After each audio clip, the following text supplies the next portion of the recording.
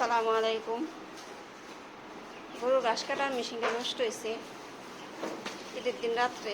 এখন তো কোনো মিস্ত্রি নেই, কোনো দোকানও খোলা নাই।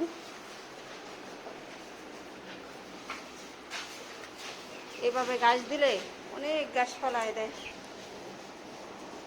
ঘাস কাটে দিকে এরকম ছোট ছোট ঘাসগুলা এরকম ছোট ছোট করে আনছে, তারপরও খাইবার নইলে ফেলায় দেয়। ঈদের মধ্যে তো কোনো মিস্ত্রি নেই, কিছুই নেই, কী করবো এখন? এইভাবেই 2 দিন ধরে খাওয়াইতেছি। কালকের দিন, আজকের দিন, আজকেও কোনো বাড়ি দেখে যাইছে, কোনো দোকান খোলা পায় নাই। গরু খিদায় অস্থির, পুরো বসে অনেক বাড়াই দিচ্ছি। তারপর তো ঘাস কম খাইলে গরু চিৎকার বাড়ে। এদিকে আগের মেশিনটাও খোলা আছে, ওই মেশিনটার বেরিং টেরিং দিয়ে চেষ্টা করছিলাম যে এই মেশিনটা দিয়ে ঠিক করা যায় নাকি, কিন্তু যায় না, সবই খুলে টুলে রেখে দিছি।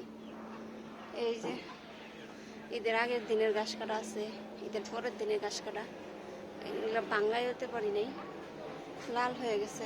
এগুলার খাওয়ানো যাবে না, মরে যেতেছে। আবার খেতে থেকে কাইটা আনা হয়েছে, বোঝা ধরে রয়েছে, আবার নিয়ে খেতে ফালাই দিতে হইব। ফালিয়া টালিয়া যা খায় তারপরে তো খাওয়ান দাওয়ান লাগবো। ধন্যবাদ সবাইকে আমাদের এই ভিডিওটা দেখার জন্য।